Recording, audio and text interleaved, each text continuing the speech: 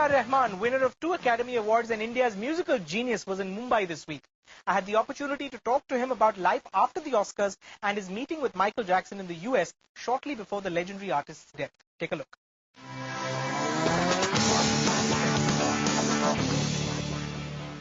You know, there's a popular perception, even amongst your greatest fans, that Jai Ho and the music of Slumdog isn't necessarily your best music. Yeah. But it's not about, they're not giving an Oscar for my life. True. They're giving it for that film and that particular moment the film came in and how different the music and the whole theme was for the film.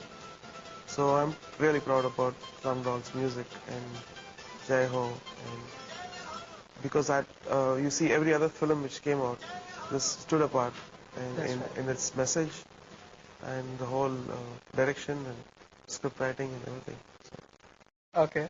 You've always said that, you know, healthy arguments with your directors, with your lyricists, often results in the creation of some very good music. I'm guessing after the Oscars, no one really wants to argue with you anymore. No one really disputes your suggestions and your ideas anymore. I don't know whether it works that way.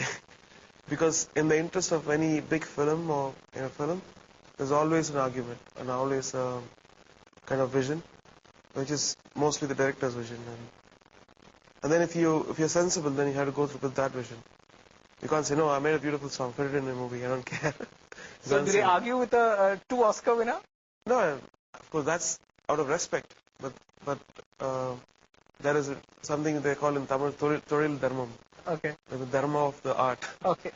So we need to follow that, all of us, I guess. You met Michael Jackson shortly after the Oscars, didn't you? Yeah. Tell us about what that meeting was like.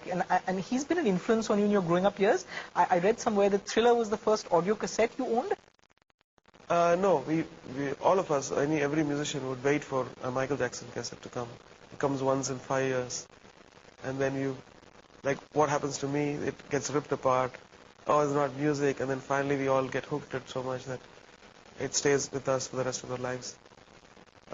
So I was supposed to meet Michael during a concert in '99 for helping Africa, and he had a mishap on that concert, so I couldn't meet him after.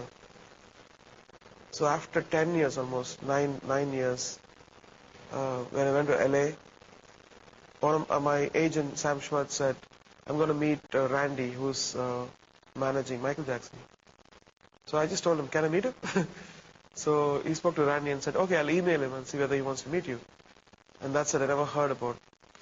So 3-4 days before the Oscars, we got an email saying that Michael wants to meet you, A.R. And I said, "Okay, let's Oscar finishes. Whatever happens, I'll meet after that." Okay. So Oscars finished, and then won the Oscars and went to meet him.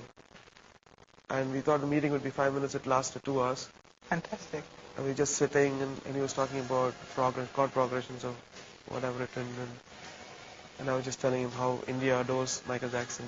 Right. All of us grew up on his music, and he said, "Oh, you're very kind," and all this stuff. I met his kids, he introduced me to his kids, and all those things happened. Then he called me 3-4 times when I was in Chennai. We were talking about things. And then when I met him again, he said, "Why don't you do something like We Are the World for me, and you could probably conduct the whole thing." Right. So I was like shocked. And so before even getting into that, he started going to the rehearsals, and you hear that he's dead.